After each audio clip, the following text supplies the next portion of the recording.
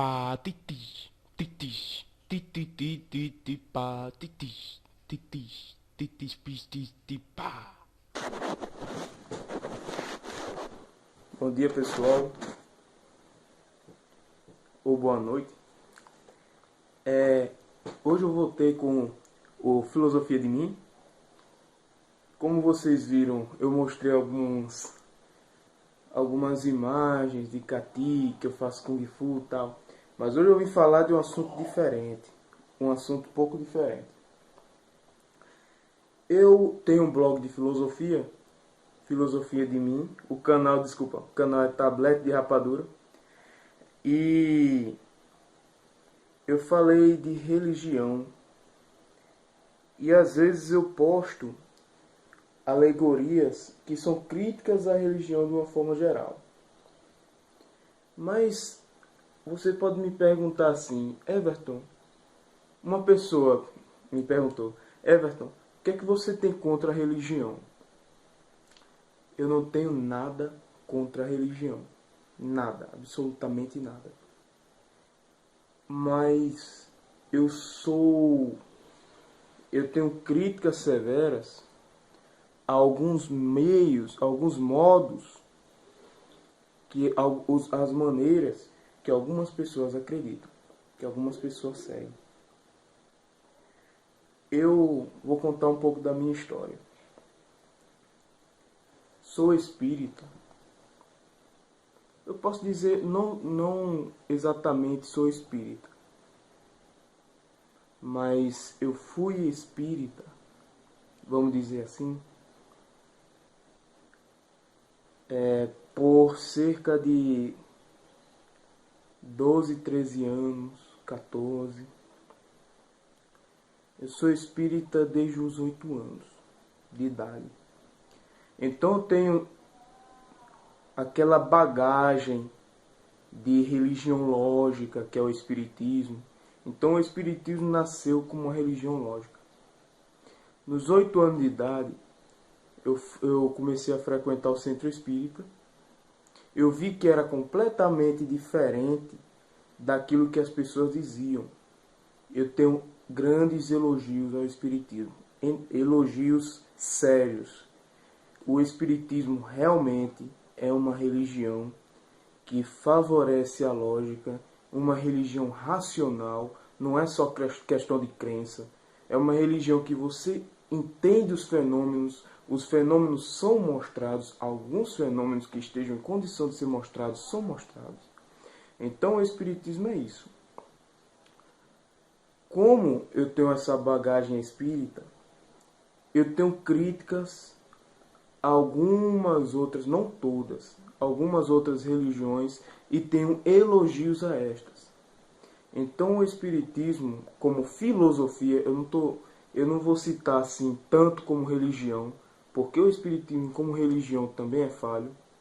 Não estou falando nos seus conceitos, mas eu estou falando no movimento espírita. O movimento espírita como religião deixa a desejar, mas os conceitos espíritas filosóficos merecem muitos elogios. Depois eu falo melhor sobre isso.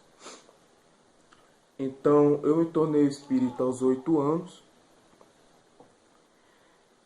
quando minha mãe me levou. Minha mãe também não conhecia quando me levou. E quando eu entrei, eu vi uma igreja. Aquilo me deixou muito surpreso. Por quê? Eu pensava que era macumba. Eu pensava que era uma religião africana. Eu pensava que era uma coisa completamente diferente do que o espiritismo é. Então o espiritismo se mostrou para mim algo completamente diferente daquilo que eu imaginava que era. Eu fiquei muito surpreso com o espiritismo e o espiritismo me surpreendeu beneficamente. Então eu me tornei espírita. Com 6 anos depois, eu tinha 14 anos, não, 5 anos depois, eu tinha 13 anos, eu comecei a criticar outras religiões. Um erro meu. Criticar negativamente pessoas de outras religiões. Até hoje eu critico, mas naquela época foi irrefletidamente. O grande problema de você criticar outras pessoas com outras religiões é o seguinte: as pessoas não aceitam bem críticas. Nem todo mundo tem maturidade para aceitar crítica. Nem todo mundo tem uma boa argumentação. Naquela época eu não tinha argumentação, eu estava na 8ª série. Aquelas pessoas tinham a minha faixa etária, também não tinham boas argumentações, também não tinham uma boa compreensão. Como hoje, eu às vezes encontro pessoas daquela época que não têm ainda, não adquiriram, porque não é uma coisa que se adquire da noite para o dia, e se você não realmente não se abrir para isso, você não vai adquirir essa argumentação lógica, esse senso crítico para discussão religiosa ou para qualquer coisa que seja. Isso é uma questão de maturidade. Então, naquela época eu não tinha condições de discutir com ninguém. Mas eu critiquei. E me arrependo hoje ferrenhamente, né? De forma ostensiva eu me arrependo assim. Eu já percebi que alguns religiosos criticam a razão. Eu noto isso. Mas se você examinar a história, não existe separação entre fé e razão. Eu não encontro essa separação. Eu estou falando no sentido dentro das religiões, dos conceitos religiosos, existe uma racionalidade, às vezes primitiva, às vezes até uma racionalidade mais evoluída, mas você encontra alguma coisa. Muitas vezes a religião usa uma lógica. Então essa lógica, puta que pariu, minha vizinha tá...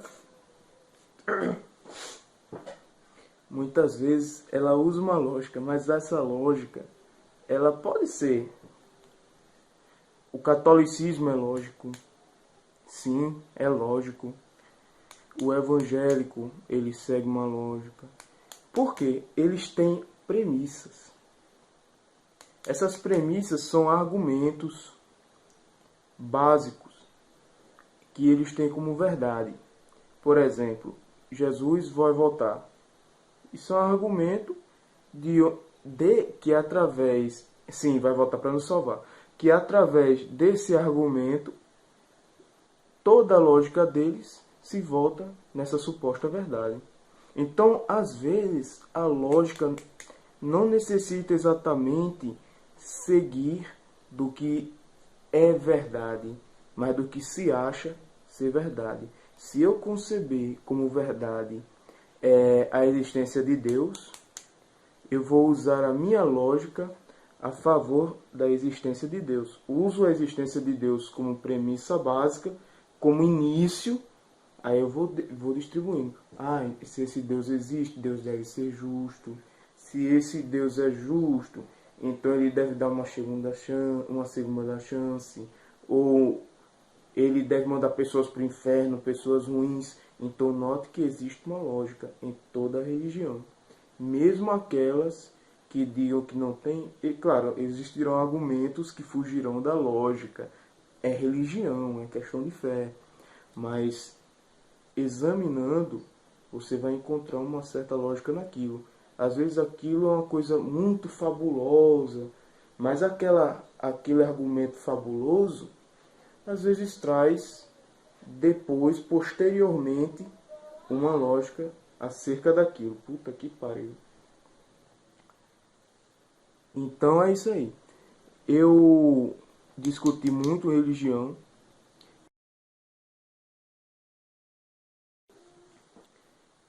Então eu me acho diferente pelo seguinte. Porque eu cresci em um meio de pessoas crentes. No Brasil, eu tenho essa espécie de crítica. Tudo vira crença. Basicamente, eu tenho essa percepção que as pessoas votam no Brasil, as pessoas votam em quem acham que é correto. Elas não votam averiguando quem é correto. As pessoas votam em quem elas acham que vai ser honesto. Votam em quem elas acham que vai representar. Não quem tem um histórico de representação, porque elas não, dificilmente vai consultar histórico. A gente sabe disso. Mesma coisa são nas religiões. Eu não sou ateu, eu não sou satanista, eu não sou macumbeiro, eu não sou pai de santo, não sou evangélico, não sou católico, mas eu já fui chamado de tudo isso.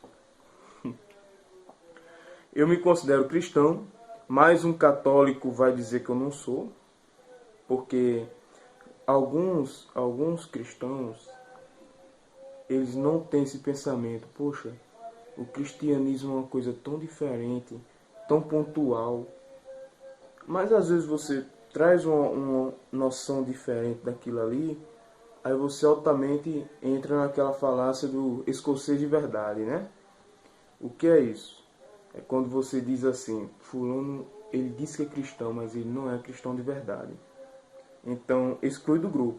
Mas tudo bem, pode dizer que eu não sou cristão, pode dizer o que quiser. Eu não me importo com o rótulo. Por isso que eu disse no começo, talvez eu não seja mais espírita. Por quê? Porque eu não me importo com o rótulo de espírita. Eu não me importo com a federação espírita, se a federação vai considerar ou não vai considerar aquilo. Eu não quero saber. Eu tenho uma busca pessoal.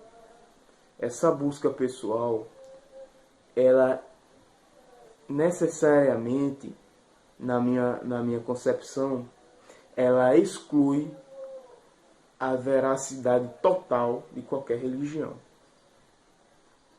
A minha subjetividade, ela é livre e ela é dependente só dela própria. A minha subjetividade, nesse sentido, é autossuficiente. Por quê? Porque a partir do momento que eu aceito qualquer religião como verdade absoluta, eu estou dizendo que eu aceito toda ela. Então, quando uma pessoa... Olha o que está acontecendo. Quando uma pessoa entra numa religião, aceita uma doutrina, aceita uma ideologia, vamos dizer, socialista, uma doutrina, pode ser uma ideologia política também. Quando a pessoa aceita aquilo, diz eu sou feminista, diz eu sou vegano, então automaticamente ela está dizendo assim, eu aceito todo o veganismo. Eu aceito tudo o que os ideólogos do veganismo vão me dizer.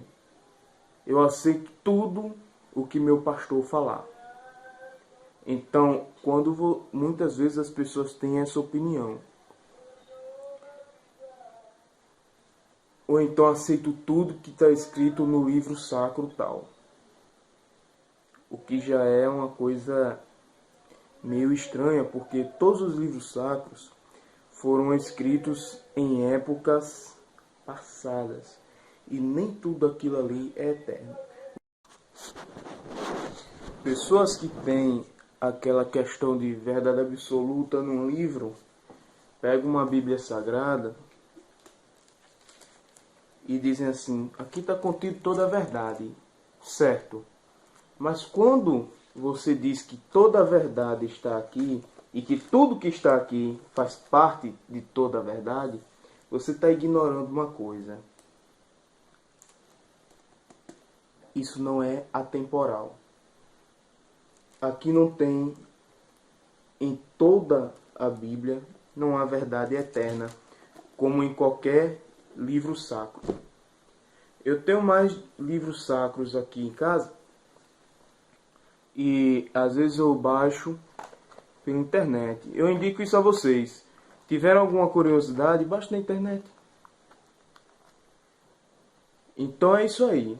Quando uma pessoa aceita como verdade qualquer coisa, ela automaticamente ela faz assim. Então, o que disser diferente será automaticamente mentira. É automático. Eu noto que isso parece ser automático. Se isso não está conforme o que está sendo seguido, automaticamente vai ser uma mentira. Automaticamente eu vou usar um trecho como se um trecho da Bíblia ou um texto do Bhagavad Gita, um trecho do Bhagavad Gita fosse autoprovante. Não sei se essa palavra existe, mas como se a Bíblia provasse por si só. É uma coisa esquisita que eu noto que um amigo meu que é evangélico tem. Então, automaticamente, quem é feminista, se você tiver uma atitude que não necessariamente seja conforme, automaticamente aquela pessoa vai e diz que você não é, que você é contra aquilo, que você é um homem macho, opressor, que você é uma mulher que está equivocada. Então, isso é uma coisa a se pensar. Nas religiões eu encontro muito isso. Então, todas as críticas da religião que eu faço, não são críticas sem fundamento. Se são, é porque meu universo é muito pequeno. Meu tudo que eu conheço é pequeno. O que eu observei pode ser pouco, mas é o que eu observei. E isso eu tenho o direito e o dever de falar. Eu noto também que muitas pessoas se incomodam com o que se lê. Por exemplo, eu leio Nietzsche. Tem pessoas que se incomodam. Poxa, sou eu que estou lendo. Não vai fazer mal algum. Eu peguei um livro de Mormon, um livro sério, tá até aqui. Comecei a ler, pessoas se incomodaram. Não, isso é errado, nunca nem leram, não sabem nem o que é. Você pergunta, mas o que é? Mesma coisa é Allan Kardec, mesma coisa é um livro hindu, mesma coisa é uma... Pode ser que um budista pense isso da Bíblia. Quem sabe? Então eu tomei uma resistência como espírita a crenças. Eu tomei uma certa resistência. Eu tenho minhas crenças. Eu tenho meus pensamentos. Mas não são crenças que são edificadas na areia. Não são crenças que são tão derrubáveis. Eu tenho como verdade a crença em Deus. E através dessa crença em Deus, como verdade a existência de Deus, eu reflito naquilo ali. Poxa, Deus existe, então Deus é perfeito, então Deus não pode ser menor do que um ser humano, então Deus é onipresente, porque se Ele criou tudo. Então eu tenho uma filosofia daquilo ali, uma metafísica. A metafísica se perdeu. Eu noto que as pessoas acreditam simplesmente por acreditar. E às vezes aquela religião não nasceu porque é simplesmente acreditar. Nem toda religião nasce de alegoria. Ou nem todos os elementos daquela religião nascem de uma alegoria. Nem tudo é Adão e Eva em Sansão. Então, existem livros históricos. Alguns livros sacros são históricos. E alguns livros históricos têm sua parte de livro sacro. Vocês estão compreendendo a diferença? Essa é a minha crítica de hoje. Amanhã eu vou voltar. Eu expliquei um pedaço apenas, mas espero que seja melhor compreendido esse assunto. Então fiquem com Deus. Até mais. E eu vou voltar.